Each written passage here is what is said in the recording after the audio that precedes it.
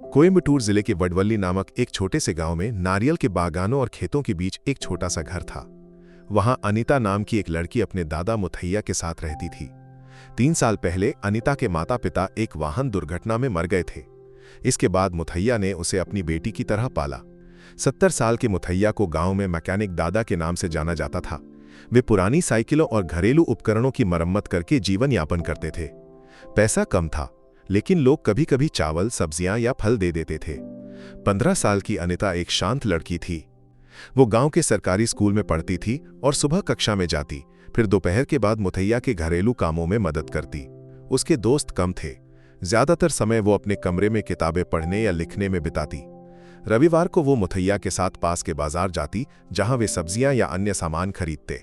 न अनीता को और न ही मुथैया को कोई शक की नजर से देखता। सभी के लिए मुथैया एक अच्छे इंसान थे। एक मंगलवार को स्कूल में खेल की कक्षा के दौरान अनीता अचानक बेहोश होकर गिर पड़ी।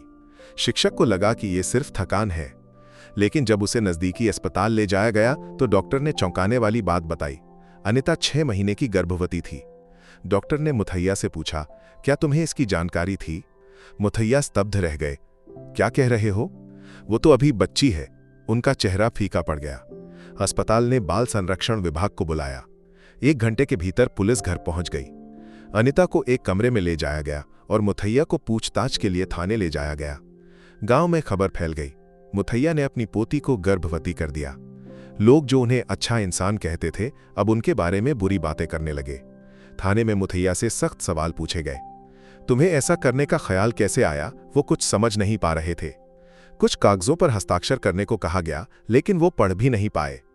अनीता एक ठंडे कमरे में एक कंबल ओढ़े बैठी थी। पुलिस ने पूछा, किसने किया? तुम्हारा दादा?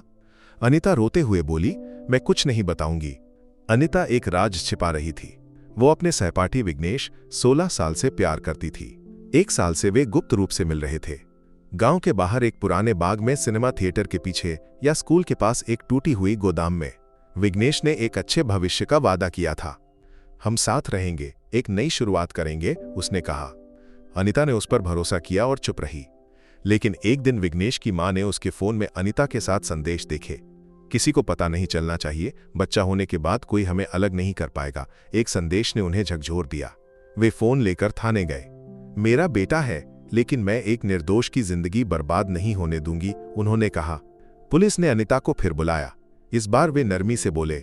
उन्होंने विघ्नेश के संदेश दिखाए। तुम्हारा दादा नहीं, विघ्नेश है ना? अनीता रो पड़ी। मैं विघ्नेश को बचाना चाहती थी। मुझे डर था कि उसे जेल हो जाएगी। मैं उससे प्यार करती थी, उसने कहा। अनीता के शब्दों और विघ्नेश के फोन के सबूतों के बाद पुलिस ने मुथैया को रिहा कर दिया। एक दिन जेल में रहने के बाद पुलिस ने मुथैया से कहा, तुम जा सकते हो, तुम्हारी पोती का इसमें कोई हाथ नहीं। मुथैया ने पूछा, अनीता ठीक है? उन्होंने कहा, वो सुरक्षित है। अगले दिन अनीता ने मुथैया को गले लगाया। मुझे माफ कर दो दादा, मैंने किसी को दुख नहीं देना चाहा। मुथैया ने कुछ नहीं कहा, बस उसके सिर पर हाथ रखा। उनके मन में सब माफ हो चुका था। अनीता की कहानी गांव में चर्चा का विषय बन गई। लोग मुथैया के बारे में बुरा बोलने लगे। कुछ ने कहा, हम हमेशा उस पर शक करते थे। मुथैया को लगा कि गांव में रहना अब मुश्किल है। उन्होंने अनीता से कहा, हम कहीं और जाएंगे, नई शुरुआत करनी है। अनीता चौंक गई। आप अपना घर छोड़ देंगे? मुथैया ने कहा, घर दीवारें नहीं, तुम्हारी खुशी है। एक स्वयंसेवी संगठन की मदद से वे मदुरै के एक छोटे से कस्बे में चले गए। वहां उन्होंने एक छोटा सा किराए का घर लिया। अनीता को एक विशेष स्कूल में दाखिला मिला। मेडिकल सेंटर ने उसे गर्भवती महिलाओं की देखभाल दी। अनीता कभी कभी मुस्कुराती, लेकिन उसके मन में विघ्नेश की यादें थीं। एक दिन मेडिकल सेंटर के बाहर अनीता ने एक परिचित चेहरा देखा, विघ्नेश। उसने उसे देखकर कहा, तुझे मैंने हर जगह ढूंढा। अनीता चौंक गई। तू यहां क्यों आया? विघ्नेश ने कहा, तेरे बिना जी नहीं सकता। मेरा फोन ले लिया गया, मुझे दूसरे स्कूल में डाल दिया। लेकिन उसने एक चौंकाने वाली बात कही, मेरे नए स्कूल में एक लड़की गर्भवती है, वो कहती है कि मैं जिम्मेदार हूं। अनीता का दिल टूट गया। अब तेरा भविष्य बर्बाद हो या ना हो, मैं तुझे नहीं बचाऊंगी, उसने कहा। अपने कर्मों की जिम्मेदारी ले। वो घर लौट गई।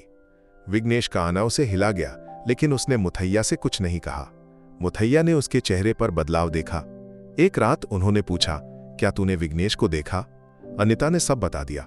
मुथैया ने कहा, तेरी भलाई पहले है। सबको बचाने की जरूरत नहीं। बाद में पुलिस ने अनीता को फिर बुलाया। विघ्नेश के नए मामले के लिए उन्हें अनीता के शब्दों की जरूरत थी। विघ्नेश ने मुझे सताया नहीं, लेकिन वो जिम्मेदारी नहीं समझता, अनीता ने कहा। प्रसव का समय नजदीक आया।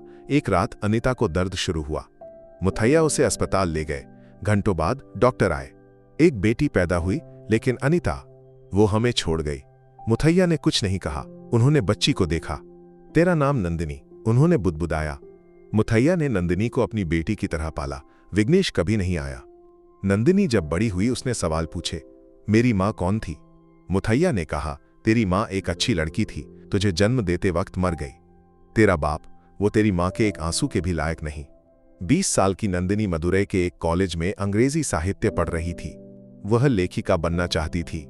एक दिन एक किताब की दुकान में 50 साल के एक आदमी ने उसे देखा। क्या तेरा नाम नंदिनी है? उसने पूछा। मैं तेरा बाप हूं। नंदिनी चौंक गई। उसे थप्पड़ मारने का मन हुआ, लेकिन वो शांति से बोली, 20 साल बाद आकर बोल रहा है। विघ्नेश ने अपनी डर और पछतावे की बात की। तेरे मन में जगह नहीं मांग रहा, लेकिन मेरे घर में तेरे लिए एक कमरा है, उसने कहा। नंदिनी ने कुछ नहीं कहा, लेकिन उसका पता ले लिया। उसी हफ्ते मुथैया नींद में मर गए। नंदिनी ने दुख के साथ उन्हें विदा किया। फिर वो विघ्नेश के घर गई। तेरे प्यार के लिए नहीं, मैं अकेले नहीं रहना चाहती, उसने कहा। वहां उसने अपनी कहानी लिखना शुरू किया। एक लड़की की कहानी, दर्द में जन्मी, दादा द्वारा पाली गई, 20 साल बाद अपने पिता से मिली।